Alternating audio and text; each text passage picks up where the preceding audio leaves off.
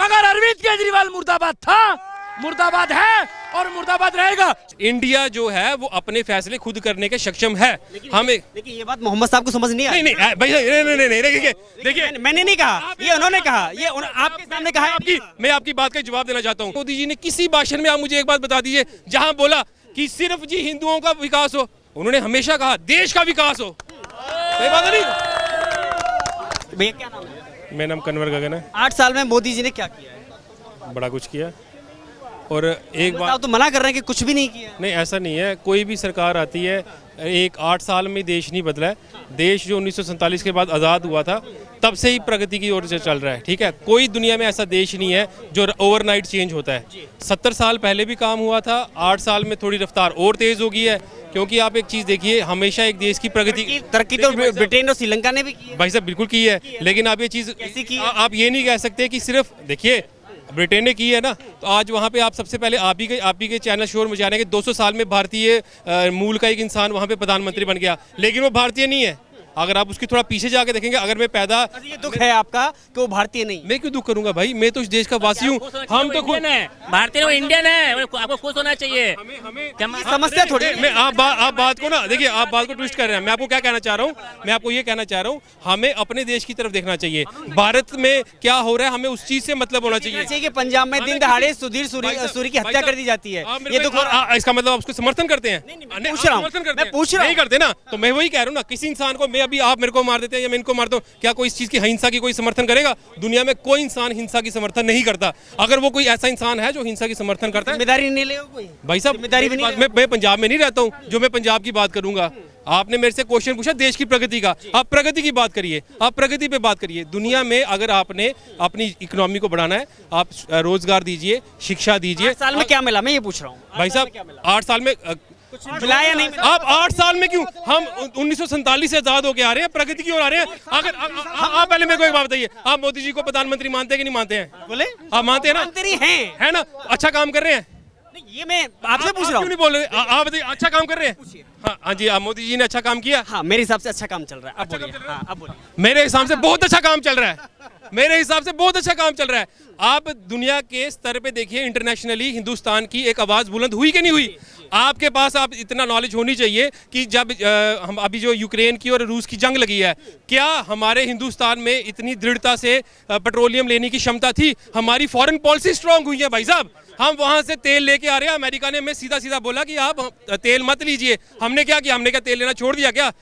हमारी जो डिप्लोमेटिक, जो हमारे हरदीप सिंह पुरी जी ने वहां पे एक CNN के इंटरव्यू में ये बात बोली, इंडिया जो है वो अपने फैसले खुद करने के सक्षम है। हमें लेकिन ये बात मोहम्मद साहब को समझ नहीं आई। नहीं भाई नहीं देखिए, मैंने नहीं कहा, ये उन्होंने कहा, ये आपके सामने कहा है। मैं आपकी बात का जवाब देना चाहता हूँ। अगर आप मोदी जी को इतना फॉलो करते हैं ना, तो मोदी जी हमेशा अपने भाषण में 130 करोड़ हिंदू मुस्लिम सिख ईसाई सबकी बात करते हैं। कभी वो ये नहीं बोलते हैं कि 75% हिंदुओं की बात। सामने प्रेजेंट जो अभी सामने खड़े हुए थे, मैं उनकी बात। भाई मैं एक इंडिविजुअल हूँ, मेरा अपने माँ बाप के साथ मतभेद हो सकता है, मेरा अपने भाई बहन के साथ मतभेद हो सकता है।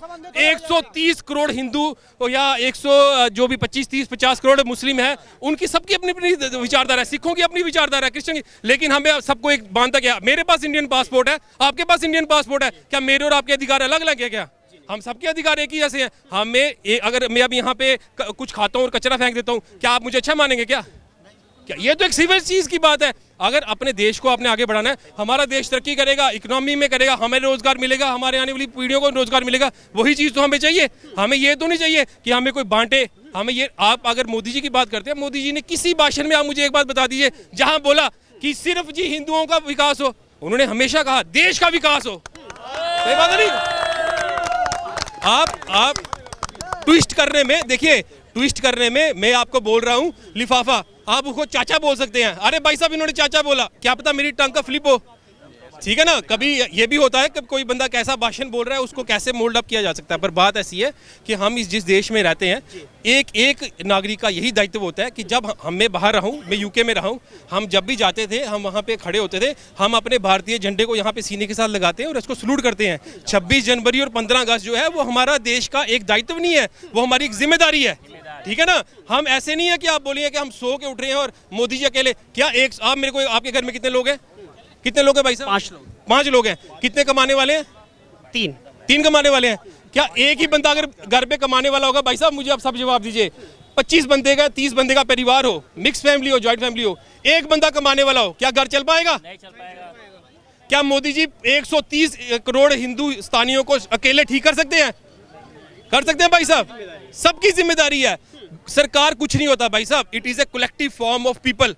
जब हम लोग अब हम सारे लोग खड़े हैं ना, अभी हम यहाँ पे खड़े होके भारत माता की, बस ये आपको जवाब मिल गया आपके आंसर का। लेकिन ये जिम्मेदारी कैसी है? वही केजरीवाल जिनको लोगों को जागरूक करना चाहिए। अगर वो ये कहें कि जब से मोदी आए तब से हिंदू मुसलमान हुआ है, जब से मोदी जी आए देश को बेच के खा गए, मैं आपको एक बात बताता हूँ, ठीक है? उनकी कोई जिम्मेदारी नहीं है मेरी मैसेज देने? आप मेरी बात सुनिए ना, कल तक बीजेपी की और शिवसेना की गवर्नमेंट थी, तो क्या हो रहा था भाई साहब कि एक दोनों के साथ वो चल रहे थे, जैसे वो थोड़े रास्ते अलग हुए तो वो वहां से दो बातें करते हैं, ये दो वहां से बातें करते हैं। हमारे जम्मू कश्मीर में भी भाजपा ने कट्टर विरोधी पीडीपी के साथ सरकार बनाई, तब ठीक थे, फिर मतभेद हुए, सरकार टूटी, सब अपने अपने रास्ते में चल गए। ये तो पॉलिटिक्स नैरेटिव है। पॉलिटिक्स में एक चीज कही जाती है, कोई दोस्त नहीं, कोई दुश्मन में कुछ भी जायज है। ऑब्वियसली बात है भाई साहब, आप हिंदुस्तान की पॉलिटिक्स को फिर आपने पढ़ा ही नहीं अच्छी तरह से। पॉलिटिक्स का मतलब क्या होता है? लेकिन फिर जनता कैसे समझेगी? जनता समझेगी, जनता बेवकूफ बनेगी या समझेगी? क्यों बेवकूफ बनेगी? आज की जनता आपको लगता है कोई बेवकूफ बन सकती है? कोई पैदा हुआ आज की जनता को बेवकूफ बनाने वाला? क्या बात करते हैं भाई साहब? आप अभी कुछ बोल रहे हैं ना, क्या पता आपके चैनल में लाइव जाने से पहले ये चीजें व्हाट्सएप में कहां से कहां तक चले जाएं। ठीक है सरदार जी, मैं एक बात कहना चाहता हूँ, जैसे एक अमृतपाल सिंह भिंडरावाला, वो खालसा के लिए वो मुहिम चला रहा हो, या एक हिंदू को भी अमृतसर में उसने गोली लगवा दी, मैं उसका भी जवाब चाहता हूँ। जो खालसा के लिए यहाँ लड़ाई लड़ रहे हैं, बब्बर खालसा वाले जो यहाँ पर ये कंटेंट चला रहे हैं, कुछ आप बोल रहे हो कि इस देश का संविधान सबके लिए बराबर है, कुछ हमारे देश में ऐसे भी लोग हैं, ठीक है, तालिबानी सोच वाले, जो इस देश के यहाँ के जस्टिस और कानून को मानना ही नहीं चाहते, और अगर वो उस कानून के साथ ना एनी टाइम खिलवाड़ करते रहे, तो उसके लिए आपको क्या जवाब है? भाई साहब मैं आपको एक चीज बताना चाहता हूँ, ठीक है? आप मेरे से वो क्वेश्चन पूछना चाह रहे हैं जो आपकी विचारधारा है। मेरी विचारधारा है कि मैं भारतीय नागरिक हूं, मैं भारत का संविधान को मानने वाला इंसान हूं, मैं हर एक वो काम करूंगा जो भारत की अखंडता और भिन्नता को, ताली बजाऊंगा, ठीक है भाई साहब? मुझे जो 10 गुरुओं ने शहादतें दी है ना, उस शहादत की कुर्बानी ये अरविंद केजरीवाल जैसा बंदा अगर कहता है, अपने आप को शहीद भगत सिंह से तुलना करता है, तो क्या इसको उसके जूते में पानी ना पिलाया जाए जो तिहाड़ जेल में 20 साल तक? मानेंगे चाचा, बुरा मानेंगे? देखो हम आदमी पार्टी से आए। नहीं भाई, नहीं अन्ना हजारे जी, अन्ना हजारे जी की जय हो। नहीं भाई सुनो, अन्ना हजारे के लिए नहीं बोलोगे। मैं एक मिनट आप, मैं एक कंक्लूड, मैं एक चीज को ना, जिंदाबाद है और जिंदाबाद रहेगा, मगर अरविंद केजरीवाल मुर्दाबाद था, मुर्दाबाद है और मुर्दाबाद रहेगा। सुनो क्यों, पूछो क्यों?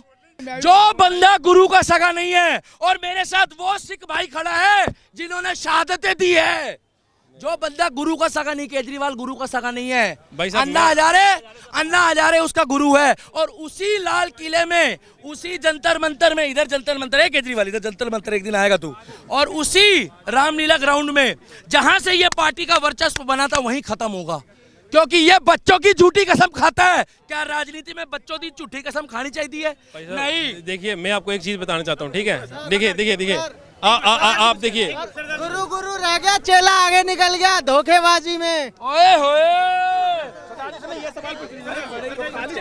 मुहिम चला रहे हैं खालिस्तानी नहीं। भाई साहब देखिए, आपको सुनो भाई साहब देखिए भाई साहब, 2% लोगों के चक्कर में मैं क्लियरली कह रहा हूँ, मेरे एक मिनट भाई, मेरे सिख भाइयों नू 1-2% बंदा कोई गलत है, ओदे चक्कर च बदनाम ना करो।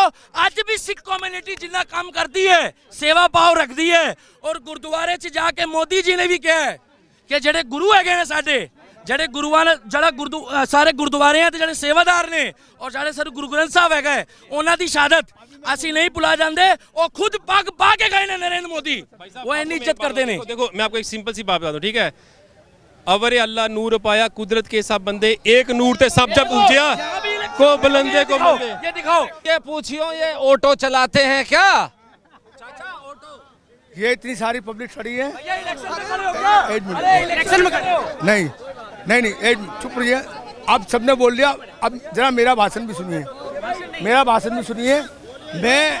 मैं तो केजरीवाल का आदमी नहीं हूँ, और मैं ना मोदी का आदमी हूँ, आम आदमी पार्टी के आदमी। मैं अन्ना हजारी जो था उतना पार्टी का आदमी हूँ। ये टोपी जो है ना, ये तो चोरी की टोपी है, ये तो चोरी की टोपी है।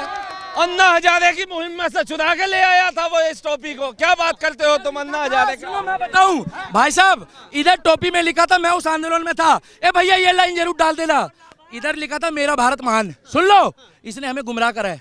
इधर लिखा था मेरा भारत महान और इधर लिखा था मुझे स्वराज चाहिए।